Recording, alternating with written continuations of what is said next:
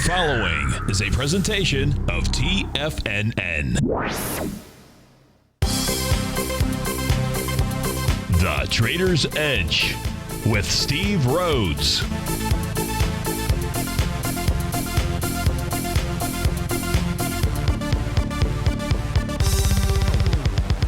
Call now, toll free at 1-877-927-6648 or internationally at 727-445-1044. The Trader's Edge. Now, Steve Rhodes. Good afternoon from TFNN. Welcome to the May 27th. Fantastic Friday edition of today's Trader's Edge show. I'm your host, Stevie Perseverance Rhodes, who absolutely knows that each of us should always be pioneers of our future versus prisoners of our past. Hope everyone out there is having a great day. Let's make sure we have an extraordinary day, a wonderful weekend. Of course, the easiest way to do that is to always remember that life happens for us, not to us. That's right. When you and I make that one little 2x4 shift, it means we can find the gift in every set of circumstance that life is going to toss at us. Today, you and I, we're going to go look at the circumstance of the bulls and the bears, the buyers and the sellers. We're going to go figure out what they're communicating to you and I at just past 1 o'clock in the afternoon. I want you to know that I'm absolutely grateful for your presence here, but more importantly, I am here to serve you. So feel free to pick up that phone. Now is not too early. 877-927-6648. Of course, internationally, 727-445-1044. So let's go ahead and get this rock and roll show started on this fabulous and fantastic Friday. We got a long weekend out here, so I want everybody to be safe out there. Enjoy the sun, barbecuing, whatever it is that you might be doing. And so let's go ahead and get started on Fabulous Friday. Of course, this is Tiger Financial News Network. I'm Steve Rhodes. Welcome to the show. Right now, we've got the Dow traded up 28 points, trading at 17,856. S&P's up 6, trading at 2096. NASDAQ Composite up 25 at 49.27. Russell 2000's up 8.5 points out here. I believe in the not too distant future, minutes from now, 7 or so minutes from now, I guess, Janet Yellen's going to be speaking. All she's really doing is she's bringing dessert to the party, and that party is these markets moving to the upside. Of course, we'll see how the markets respond. We'll see if her dessert is a dud or if it's a dessert to be desired. I guess that's probably how they came up with the word dessert, desire, right? Most of us desire those desserts out there. You got gold trading back $7 at 1,215 buckaroonies. Silver's off 8 pennies at 16.25. You've got light sweet crude off 26 pennies at 49.22. The mover to the upside dollar-wise, you've got Alta Salon up 8.5%, $18. ULTA is the ticker symbol, about 2.5 million shares so far today. You've got Fay Company, FEI, that's up 14%, up $13 and change. Google's up $10.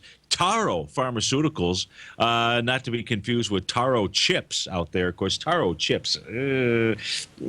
Taro chips are better than Taro. You know, if you've been over to Hawaii, you probably had that purpley paste out there. In any event, it's up 4%, $6 and change. Big Lots up 12.5%. That's up $5. To the downside, Palo Alto Networks, PNW, that's trading down 17 buckaroonies, near about 11%. Shire PLC off $4. Terex Corp down 4. Chipotle off $3. So where do we want to begin? Kind of a slow market. You know, I hear that train coming. It's rolling down the tracks. You ain't seen any sellers since I don't know, since I don't know when. When was the last time we saw any sellers out here? Of course, that leaves me long inside these markets. But I hear those sellers coming soon. I see them as I take a look at the charts out here. So it's a market to be a bit cautious. So it'll be very interesting to see how the market responds over the next couple of hours, whether or not it gives us a short-term sell signal. But whatever type of sell signal, should we get one, retracement signal, that it's not likely to sell in May. The markets are moving higher. They're going to be going higher through June. And that says that any pullback, any retracement that we do get, you've got to be looking to buy it. Do not be selling this market, other than if you're a short-term trader out there. Now, what concerns me the most is these 5-hour charts out here. Now, they can resolve themselves, but it's kind of uniform across the board out here. If we take a look at the 5-hour chart, this one's sponsored by the NQ out here. We can see that it's in wave number 6. It's waving to you. Of course, if it gets up to that wave number 7 and the same pattern, which called the last bottom out here inside of the NQ.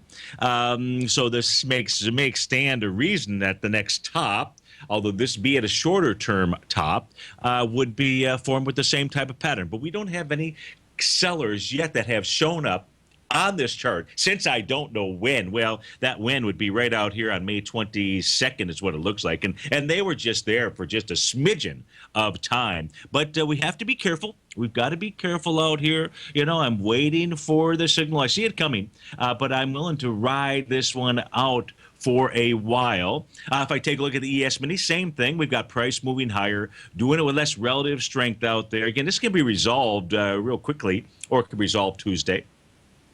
Just by continuing to move higher and finally getting that strength in there. But we've got the pattern that had called the prior bottom back here at about 9 o'clock in the morning on May the 6th. So we want to be paying attention to it. You know, the only chart that will supersede the 5-hour chart would be the daily chart. And the daily charts, quite frankly, they don't show any kind of reversal signal. I've got the Dow, same kind of pattern. Now, the Dow actually gave us a signal at about 2 o'clock in the afternoon yesterday.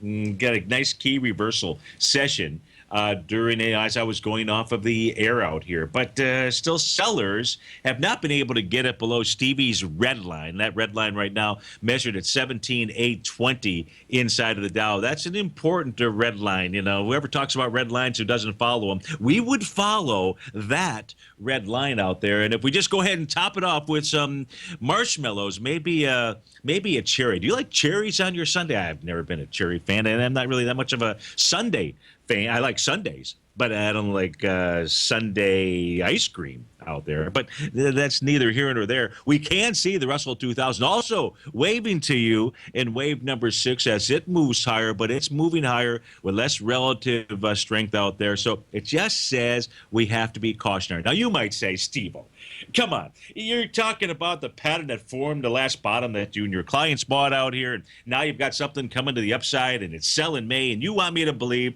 that these markets are going to go higher and I shouldn't sell the market, right?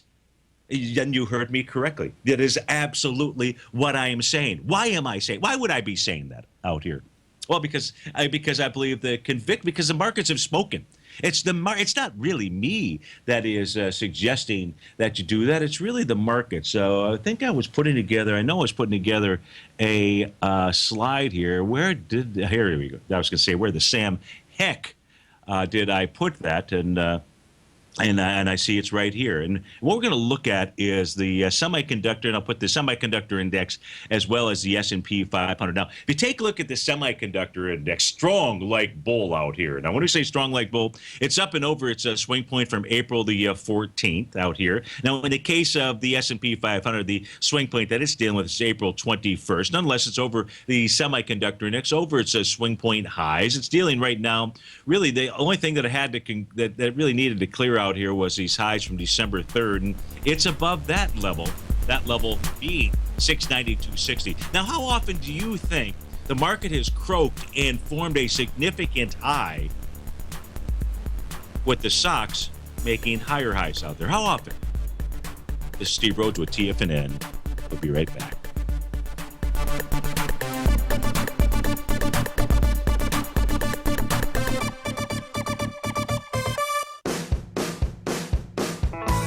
Hi, I'm Steve Rhodes, host of the Trader's Edge, heard daily at TFNN.com and author of Mastering Probability, a daily investment and trading newsletter service that I send out each morning by 8 a.m.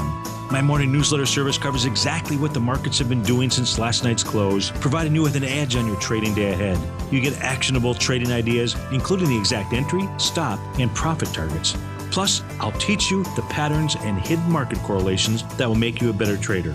As a subscriber, you'll gain access to my 90-minute money management workshop, where I'll teach you the secrets that'll save your assets.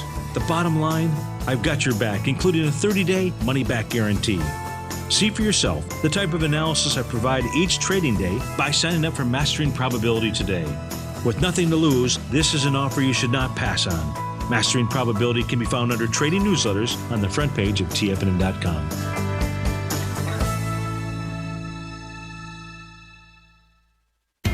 TFNN is excited about our new software charting program, The Art of Timing the Trade Charts. In collaboration with Tom O'Brien and using his best-selling book, The Art of Timing the Trade, Your Ultimate Trading Mastery System, David White has programmed an outstanding piece of software that will complement any trader's methodology. Using this first-of-its-kind program, The Art of Timing the Trade Charts allows you to scan thousands of stocks for Fibonacci formation setups, including Gartley's, ABC's, butterflies, and much more. The Art of Timing the Trade Charts is designed to help you when scouring the markets for stocks just beginning to form the trading patterns that many investors spend days, weeks, or even months searching to find. And right now, we're offering licenses available at only $79 a month. We are so confident that you're going to love this new charting software that will even give you a 30-day unconditional money-back guarantee. Don't miss out on this incredible new piece of software. Get your copy of The Art of Timing the Trade Charts today by visiting TFNN.com.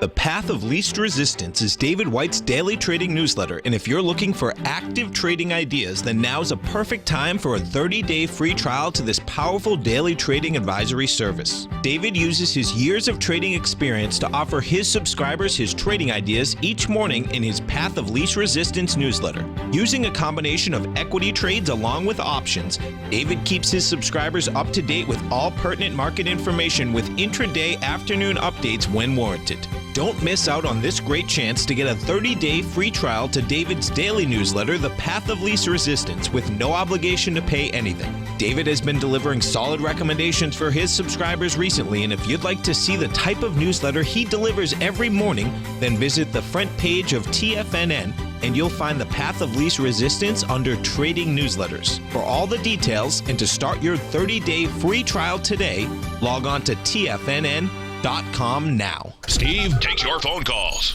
now. Toll free at 1-877-927-6648. Internationally at 727-445-1044.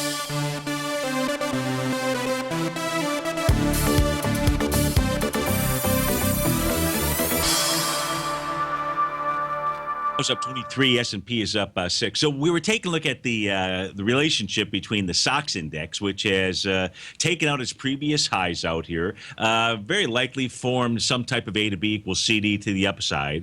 But one of the things that we're going to go take a look at, just to spin back in time, let's go take a look at, first let's take a look at significant tops in the market, right? So the two that we can go back to, significant tops and bottoms. So we can go back to March in 2009. Let's do that first. Let me try to get us back to March of 2009. So we'll just take a look at these important correlations here inside the market. So this will help you, right? This is really all about being able to read the message of the market. So here at the bottom portion of my chart, if you're watching us on TigerTV, is the S&P 500. Now, the S&P 500, you can see from one of the lows that it made back in November 2008 to March 2009, it was moving lower, right? And we had a bullish divergence inside of the semiconductor index. For those of you who believe that the semiconductors are going to be out in front, both sides, to the downside, to the upside, in helping us identify what the markets really want to do. Now, what the SOX index at that same point in time was doing between November of 2008 and March of 2009, it was making a higher low. Nice positive divergence out there.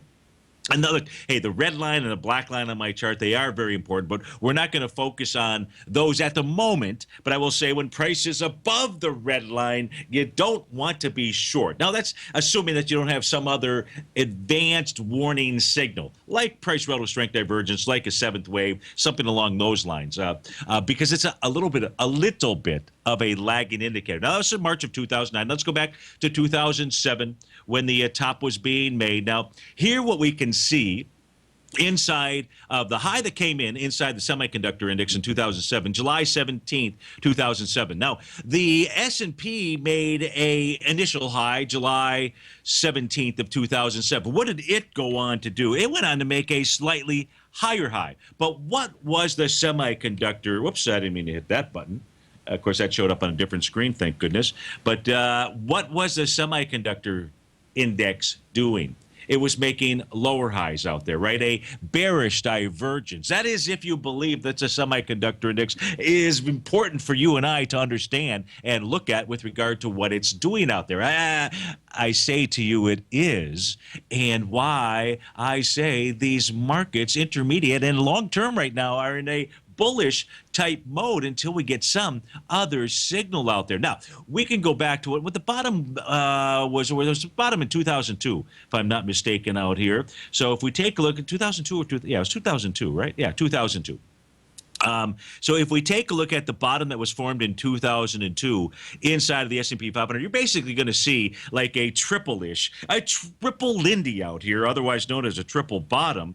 And if we take a look at it, you can see how between the time period of July 2002 all the way into March of 2003, you can see how the S&P 500 was testing this area in the 780-ish type range out there. And that's for you, Mr. 666. And anyway, we can see that triple bottom-ish type area out here. Now, what was the semiconductor index doing? If you're watching us on our, what was it doing? It was making a higher low out there, right? Now, let's just come take a look at what was going on in 2000 out here. I think you're getting the gist, right? The gist here, if we take a look at the high in 2000, and that high basically inside of the S&P took place on March 4th, 2000. We saw a run up right back into that swing point. Let's go take a look at that. That was all the way into, in essence, a trading session right here about September of 2002. You know, if we just go ahead and pull it down just to that. But what was going on inside the semiconductor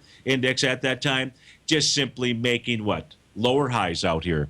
So therefore, and I know it's only like 6 examples that I've shown you, but hey, go do the work yourself. And of course, the market, okay, the S&P 500, it ain't going lower until the semiconductor index at least gets below Stevie's red line out there. And where is the semiconductor index right now? 694.83. And where's that red line? 669.61. You know, you get below that, and then we can say, okay, there's something else that's going on, or this sphincter muscle of the bulls ought to be tightening up. But at this stage of the game, and hey, how about this? Let's go take a look at those wonderful wave counts out here, of course, brought to us by none other than Basil Chapman. He's got a workshop coming up, if I'm not mistaken, next week out here.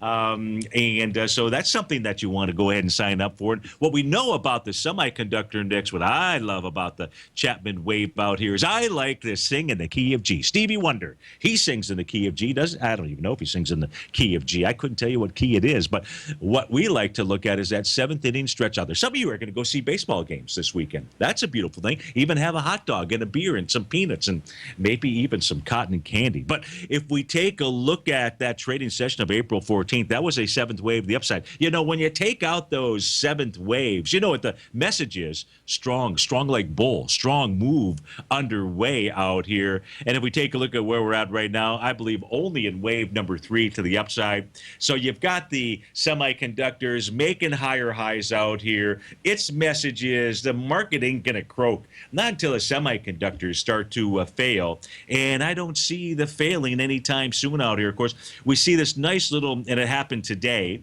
Of course, the market is not closed yet, so we won't know what it is going to be like for another 2.5 hours or so, right? But I got that little crossover of that little red and that black line on my screen out here, and that's always bullish too.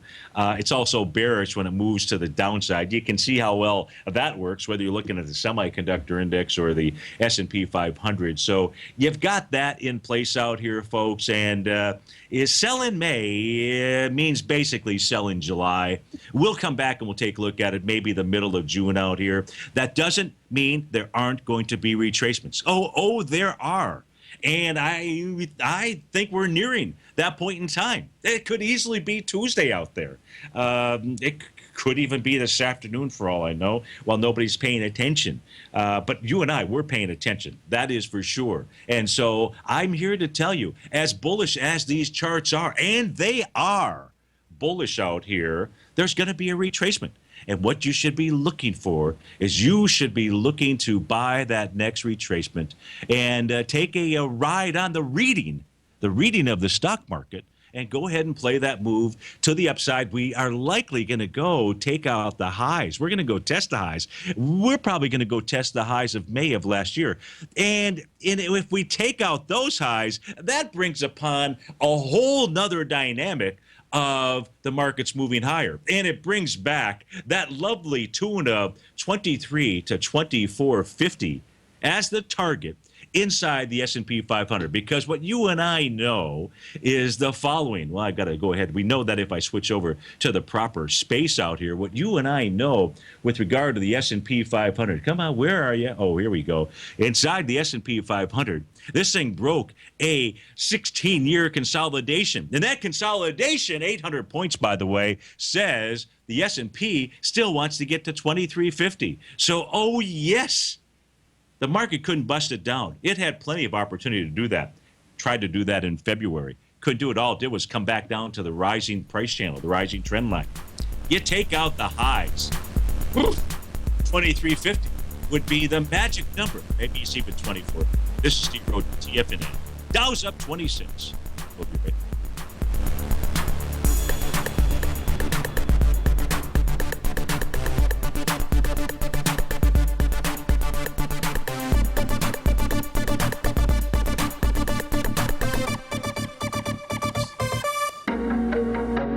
In quiet markets, investors search for new trading opportunities. We'd like to introduce you to a new product that provides opportunities even in flat markets. Nadex, the North American Derivatives Exchange, is a new and innovative Chicago-based exchange registered with the Commodity Futures Trading Commission, and unlike most other exchanges, Nadex allows you to trade directly through them with direct market access when using their trading platform. Nadex never charges a fee to use their platform, which even includes real-time charts and full customization capability. Nadex's unique short-term binary options allow traders and investors to capitalize on strategies even when the underlying markets are quiet. Nadex's innovation has allowed them to come up with a line of unique trading products that are unavailable anywhere else. See how it works at nadex.com. That's NADEX.com, or click on the Nadex banner on the front page of TFNN.com. Futures and options trading involves risk and may not be appropriate for all investors.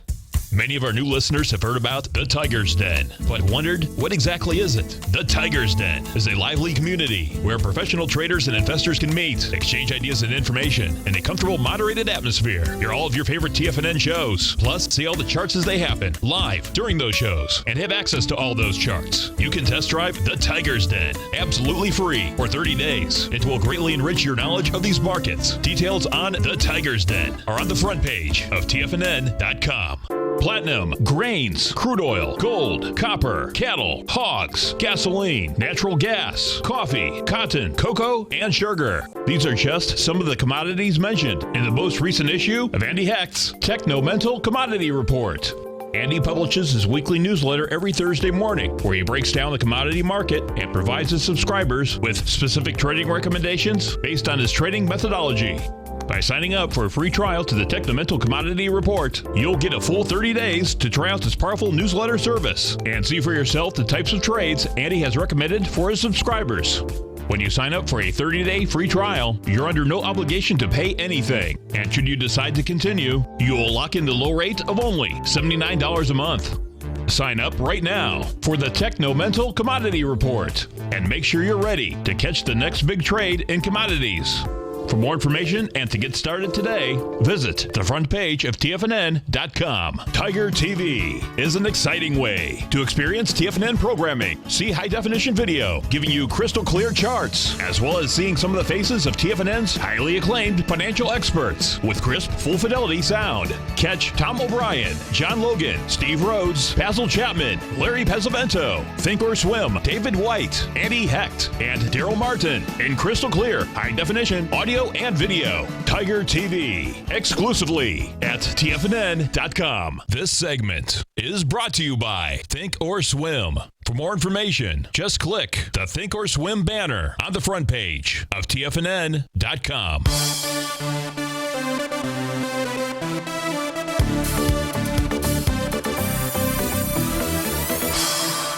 Welcome back, folks. Dow's up 26. S&P is up 5. Let's go to John in Philly. John, thanks for calling. Thanks for holding. Happy Memorial Day weekend to you. Congrats on the Pittsburgh Penguins. But I don't know if you're are you a Penguins fan? Well, of course, state of Pennsylvania have to be loyal now, don't we? Yes, you do. It was a good game, good game 7, went really right down to the wire. So, congrats to them. So, else they'll keep the border closed at Ohio, Pennsylvania on me. I love it. Now, tell us what you want to look at and what you're thinking. Steve, thanks a bunch for kind of road mapping the possibilities of the stock indices here looking into the summer. I have noted myself that decline that took place April into May, April 20th to May 19th was a real chop fest. And when all was said and done, pulled back less than 35% of what it had gained off the February bottom. And time-wise was also kind of abbreviated relative to the time of the advance. And so I'm looking at that with Tuesday's strong rally with the Wednesday carry-through.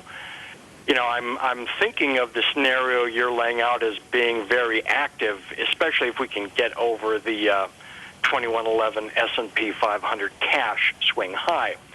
And I note, Steve, over the past 3-4 years, I've heard you occasionally talk about volume and breadth advanced decline thrusts on rallies when they get going as clues, as indicators to how far or not a rally might extend. My question to you specifically on those indicators that you look at occasionally this week, have they given us, or given you rather, a clue that you can share with us as to the longevity and scope of this rally here? Well, okay, so great question. You're such a good listener. That's why you are such a good trader, because you are an example of somebody who uses both ears, takes that information and makes up his own mind, with conviction. So, it's always a privilege to spend time with you, as well as always look at both sides of the trade out there. So with regard to those indicators, I have been tinkering around with something new, something really old that I just dusted off, and I happened to be doing it yesterday. Are there any coincidences in life, John? And of course not, Steve. one of those indicators you're probably very familiar with, and it goes back to Martin Zweig, and he used to take a look at from an intermediate term, long-term perspective. He used to take a look at the weekly closes of the indices out here, and what he was looking for was a week where there was a 4% or greater move from close to close, or 4% or less than 4%, negative 4%, to indicate the beginning of a intermediate term move. And he would stay in those positions until the opposite move occurred. So, very clearly, if we take a look at now, what I have done, because back in his day, and even though they had the data to churn out there, today it's so much easier with regard to our charting tools. So instead of, and I've done it both ways, by the way, I've done Friday to Friday, but then I've said to myself, that doesn't even make any sense, because we happen to have a holiday weekend coming up, and that means we're short one day. So, but what we do have is 5 consecutive days. So why don't I just do a 5-day rolling moving average of the same concept, which is what the chart is that I happen to have in front of me right now, to see if we have any of those 4% or more, 4% or less, negative 4%. The last time we got a signal, if we were going to go ahead and take a look at a momentum thrust signal on an intermediate term basis from Mr. Zweig, would have happened on February 17th. And on February 17th, he would follow his rules. He wouldn't give a heck about anything else that was out there. And that is when we just received our last intermediate term signal to move to the upside. Now, he would stay in this position until there was a 5-day period. Now, in his case, he would go Friday to Friday. I'm saying you might as well just use a 5-day period where it would dip below this red line, get a -4 out here. The last, and there are time periods. You mentioned, hey, the market kind of didn't do a whole lot when you looked at the SPY over the last, month or so out here. And there are time periods where you're going to get jostled in and out of trades. His work showed that the losses were small enough to get in and out of trades compared to the gains to catch a longer-term move out here. So that is one thing that I had just dusted off just yesterday. I did it inside the Dow, but the Dow is 30 stocks. It is meaningless out here. And I'll run this on the Wilshire 5000. I know that is a very good friend of yours. So I'll run it on that. Love it. Yeah, so I'm going to run it. I just didn't get a chance to do it today. I got tied up doing some other things out here. But just to make sure that I'm always apprised as to, a signal that he uses, because, I love his WAG thrust indicator signal. And I update that chart, typically on a weekly basis. I updated this yesterday as well. And that, folks, that is a signal that he created that helps us to really understand upthrust or significant lows out here. And the last signal, now we didn't actually get a confirmed signal out here on the trading day of March the 1st. So this, I think, is even before, I don't remember if this is before or after the one we just looked at on the weekly basis. But nonetheless, I have found, John, that when you go, and this is an advanced decline oscillator out here, when you get below the minus 0.382 level or minus 0.4 or 0.4 area, and you get back above 0.618, he was 0.615. I think he must have had something against Leonardo Fibonacci out here. But in any event, whether it's 615 or 618, when you get that type of a move and you get above that line on your advanced decline line out here, it's always proven to be another signal. Now, that's taking a look at the New York Stock Exchange. And then that will say, if there is a word of caution out here with regard to market breadth indicators, it's from this one right here. The New York Stock Exchange has gone on to make higher highs in its advanced decline line.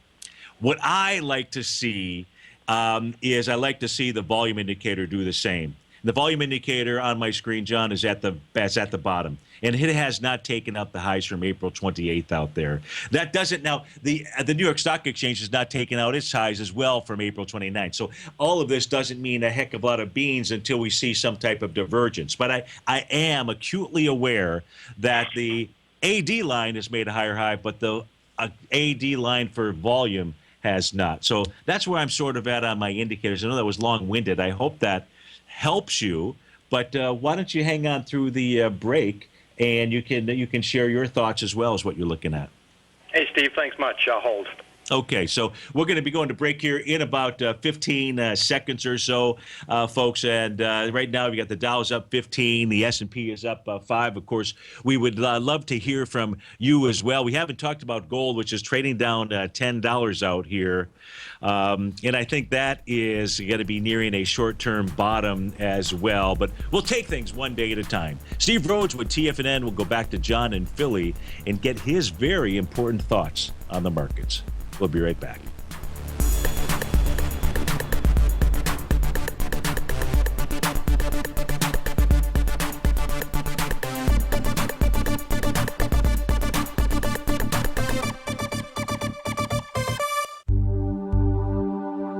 Are China A shares hot or not?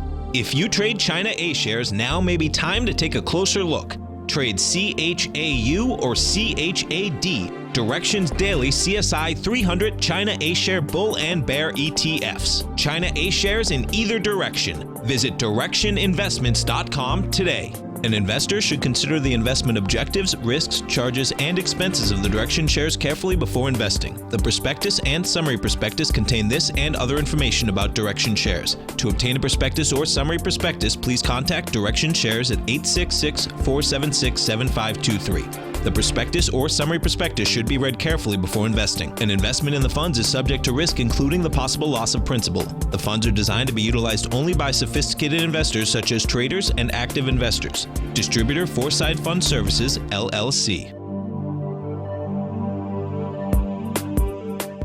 TFNN is excited to offer a brand new piece of market scanning software unlike anything the industry has ever seen. John Logan and his team have spent years developing their market profile tools to finally be able to release the TAS Profile Scanner Plus. And right now, you can get a 2-week trial absolutely free just by visiting TFNN.com and providing us your name and email address. The TAS Profile Scanner Plus is the premier market profile-based scanner in the industry. Powered by the acclaimed TAS proprietary algorithms, this feature-rich scanner is a standalone desktop software that instantly filters over 2,500 global financial markets such as stocks, ETFs, commodity futures, and Forex. Within 3 minutes of signing up, you can have the software downloaded and running on your computer with a complete roadmap of market indicators and inflection points to trade off using the TAS Profile Scanner Plus. Sign up today and try this amazing piece of software by visiting TFNN.com.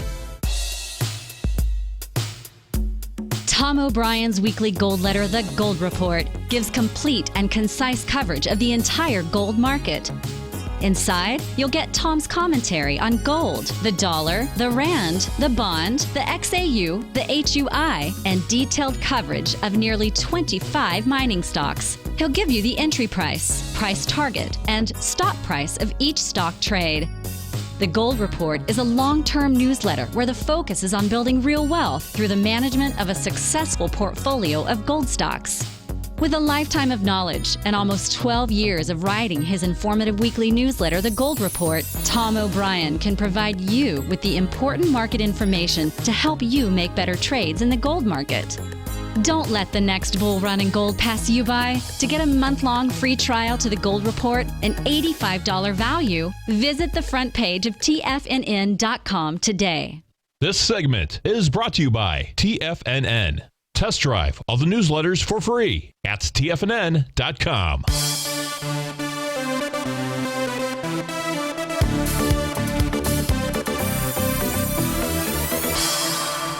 Welcome back, folks. The market's giving back a little bit of its gains while Janet Yellen has been speaking. We're on the line with John in Philly, and we're taking a look at some market breadth indicators out there. And so John, in summary, I've taken a look at dusted off some of Marty Zweig's, information. It was a NASDAQ composite that we were looking at. I know you first started talking about the spies out there. So what things are you noticing as well? Give us your thoughts, your take on the markets. Well, Steve, thanks for bringing up that data. As I look at it in the context of what you've taught before and laid out, I kind of conclude it's like close but no cigar on thrust behind this rally. So I'll let the market prove itself. Frankly, essentially listen to the market. Let me share two things with you. Please. I'm not all that clever a person when it comes to inventing things, but I've had the benefit of watching all sorts of people, namely yourself, with the Apogee-Perigee pivot tool, yes, amongst others. But let me share two things time-wise that are that are impacting my thinking and expectations for the stock indices here the next 30, 40 days. One comes from Marty Armstrong, work on his timing studies coming right off of his blog. So I'm just repeating what he shared publicly, namely that next week has been sitting as a turn week, going back 6 weeks in time. The speculation being that if we rallied this week and extended into next, that'd be a candidate for a turning point top of some sort. And secondarily, I'm also looking at the work out of a guy I've known for, 23 years now. His name is Chris Carolyn. Mm-hmm. And he's got some time cycle studies himself, totally unique relative to Armstrong, that definitively show weakness into a July 4th low, for what it's worth. So for me, if we fail to make new highs over that 2111 S&P cash next week, I'd actually be entertaining a short sell, and if we turn down thinking, gosh, maybe get the chance to cover near the end of the month with a good profit, but we'll see. Yeah. But Well, so those in are the case, John, in the case of Marty's work out here, and I don't know whether this is an influencing factor or not, but I will say that second-term presidents in the fourth year tend to make a high right around next week in May. Or early part of June, I should say, out here, and that happens to be the the burgundy, the brown-colored line that is on my chart out here. By the way, Steve, well, go ahead. I'm watching this in the Tiger's Den. For anybody who's listening to you now and not in the Tiger's Den, they've got to get in the den or buy your service. That data that you're showing right here, that's just fabulous. Great work, Steve. Well, thanks. I appreciate that. And then to tie into Chris Carolyn's work out here that says the market would move down into July, if we just take a look at, now this is 84 years worth of data, so that means I have 21 election cycles, or we have 21 election cycles to pay attention to. That says that the market would move down right into the July 4th timeframe. It may take 30 days to really bottom out, but that would really follow along with his work. And if we put that alongside those 5-hour charts out here that have me a bit concerned right now, with the market moving higher, doing it with that, it's very fragile. The market, as you said, the conviction that you're looking for, whether it's market breadth or just strength of the market, on the 5-hour charts, it is beginning to wane. It started waning within the last 24-hour period of time, and it's always a dangerous thing. Now, I'm anticipating that the pullback will be brief and slight and will be a buyable pullback. But I have a line drawn in the sand where I say, guess what? Take that and throw that out the window and look more towards Martin Armstrong's work or Chris Carolyn's work out there. So market is very fragile. It's not a market I would be buying right here, but I had no problem buying it when we did last week, that's for sure. So we've enjoyed these gains out here. So, and it's always good to look Steve, at. Listen, thanks so much. I'm going to sign off. I know you just got back from a week-long great vacation, and presumably you're going to be doing so the next 4 days. So good for you. Well, you too, and great to hear from you. Thanks for calling, and be safe this holiday weekend. That was John in Philly, and folks, he mentioned the Tiger's Den out here. Look, there are some extraordinary folks that are inside the Tiger's Den. John's one, Jay, Mr. Bill, Terry, just a whole group of folks that are out there sharing their ideas, and oftentimes trades out there. So you should come over to the homepage of TFNN.com and join our party. Hey, let's go out to Las Vegas and speak with Kelly. Kelly, thanks for holding. How are you doing today? Good, thank you, Steve. Steve, I have a question for you regarding gold. And I know I have listened to you in the past when you were talking about gold, and you've talked about the commercial traders and how much they are short. My question is, and based on that, you decide like if it's a good trade, which way to go, up or down.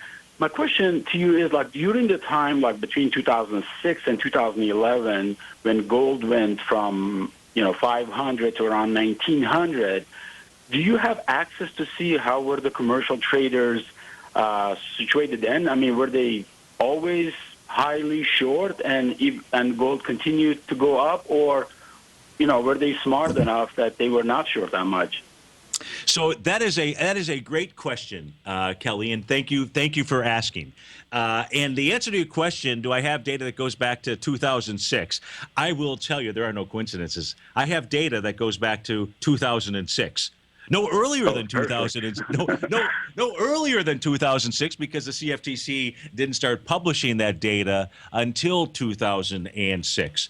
Now, when I take a look at the data of commercial traders, and I break it down into two areas. I look at commercial traders, and then that group of people that they refer to as guys like me that trade the futures that they refer to as non-reportables. Now, they call us non-reportables because the number of contracts that we trade out there are basically insignificant. That is not the case with the big shakers, movers and shakers out there. But I still take a look at both. And if you're watching this on Tiger TV, the bottom portion of my chart shows what commercial traders are doing as a percentage of open interest. So I am always evaluating their net short position as a percentage of open interest. Now, why am I doing that? Because virtually since the data was recorded, they have never actually been net long. They've always, so it's a matter of evaluating their net short position. And the easiest way for me to do that is always to take a look at it compared to open interest. I do the same thing with regard to that group of individual traders that are referred to as the non-reportables. I think they've changed the terminology recently, but it's still the same category on the spreadsheets that I have created. And so we can go back in time. We're going into a hard break. Kelly, are you going to be okay with holding on through this break? Sure, I can hold. Okay, so we'll go back to Kelly. He's asking some excellent questions. And the one thing I want to make sure is that I don't make trading decisions based upon what I see here. This is an influencing factor when we see a reversal pattern. And that's a very key point. Steve Rhodes with TFNN. We'll be right back.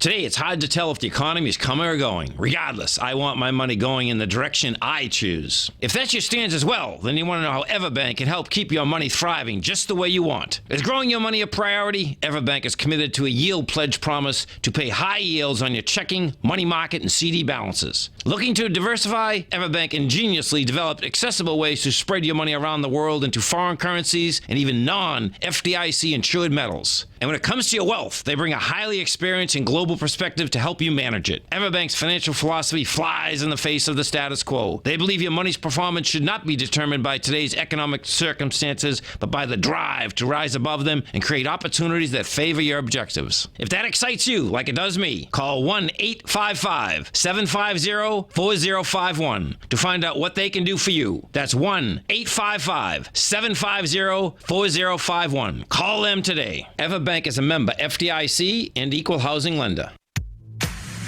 If you're an active trader looking for that extra edge when it comes to trading and investments, then now is a great time to get a 2-week free trial to Tom O'Brien's daily market letter, Market Insights. Tom O'Brien's daily newsletter, Market Insights, comes out every market day at around 9:30 a.m. and provides Tom's daily commentary on the broad market, including the Dow, NASDAQ, and S&P, plus specific trade recommendations. There's even an update published most afternoons to keep you informed about the day's market activity. He'll give you the entry price, price target, and stop price of each stock and option trade. With Market Insights, there's nothing left to guessing. For all the details and to get your 2-week free trial to Market Insights started today, visit TFNN.com. It's 2016 and TFNN has a brand new programming lineup to kick things off. Starting January 4th, Swim Lessons by Thinkorswim and TD Ameritrade will be airing 5 days a week at noon Eastern Time. Join hosts Scott Connor, Kevin Hinks, and Cindy Faber as they host their daily options program live at noon 5 days a week with no commercials for the entire hour. Nico DeHaan and Paige Clark will be moving their program, Living a Primal Lifestyle, to twice a week, Tuesdays and Thursdays from 7 a.m. until 8 a.m. Eastern Time. Wake up with Nico and Paige and start your day off right. The Bull Bear Binary Option Hour by Nadex will now be live Mondays and Fridays at 10 a.m. Start and end the week with the 3 hosts, Tom O'Brien, Tommy O'Brien, and Daryl Martin, as they break down the world of trading binary options and spreads. For all the details on the new 2016 programming lineup, visit the front page of TFNN.com. TFNN, educating investors. Join David Dwight as he keeps you up to date on the latest tech stocks while he uses his Power Law Vector Indicator to identify the best trades. The Power Trading Hour, next on TFNN.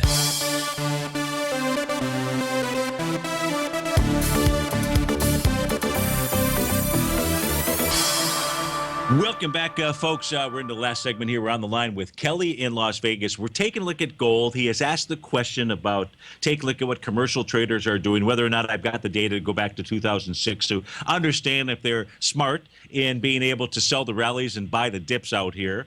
And but what I want to do, and the answer is I do have that data. I don't want to, with 4 minutes to go, I can't really focus on the early data, but let's just focus on the last 3 years. So the very first thing, and I said this before we were going off the air, the priority on going long or short, and I don't care what instrument it is, Kelly, but in the case of gold, is to find some type of pattern, some type of pattern that gives you a high probability of a top or a bottom. The best pattern that I have found out there is when markets move lower, when that rubber band gets stretched and they move lower with less relative weakness. That's the bottoms you want to be looking for. You want to wait for the cavalry. You want to wait for a bullish reversal signal. There's a couple other things you want to wait for, such as Stevie's red line out here. You want to see that area start to hold as support.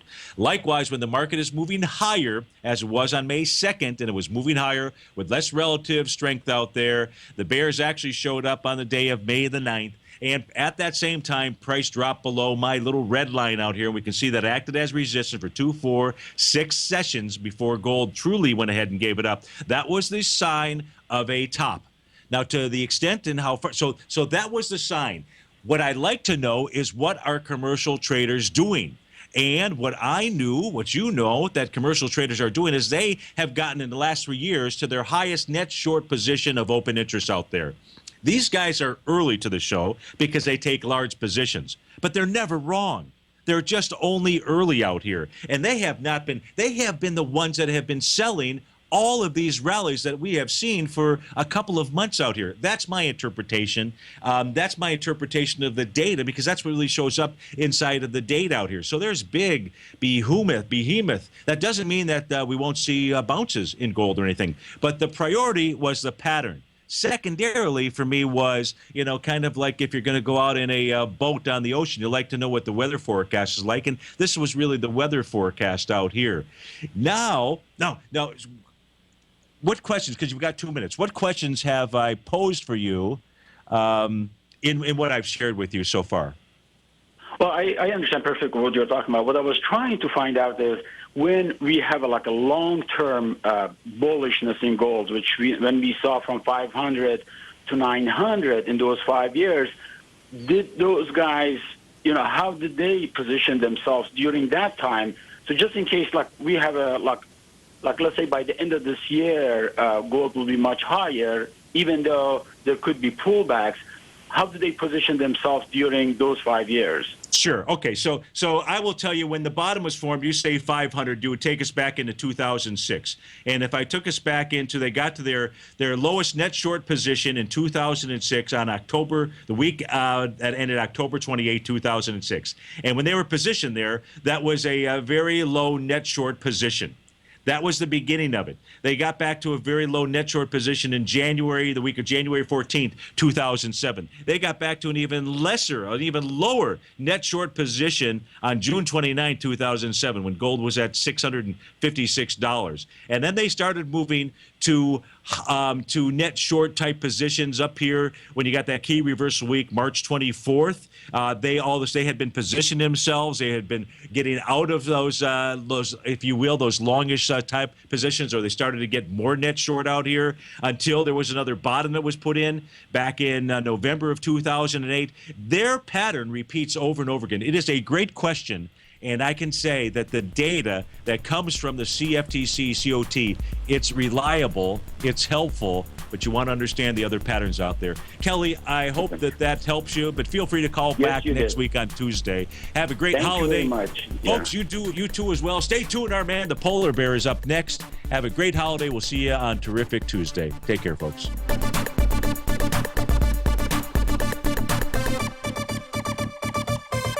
Larry Pesavento has just started his brand new service, Fibonacci 24/7, and he's already delivering content to his subscribers on a daily basis when the market's opened and even on weekends. Each Monday, you'll receive Larry's written report that provides detailed commentary and a summary on the charts and videos that Larry sends out. And throughout the week, when warranted, Larry will send out via charts or videos or both the key markets that he is watching during the day. This will be up-to-the-date, active trading information that will help you in your daily trading. In Larry's first week alone, he sent out 25 charts, 6 videos, and a full report to his subscribers in just 1 week. If you're a technical trader that uses patterns and retracements to trade, then Larry's service Fibonacci 24/7 is something that you must try. Right now, new subscribers can get a full 30-day money-back guarantee. With nothing to risk, sign up now to Larry Pesavento's Fibonacci 24/7 by visiting the front page of TFNN.com under Trading Newsletters. You're watching Tiger TV.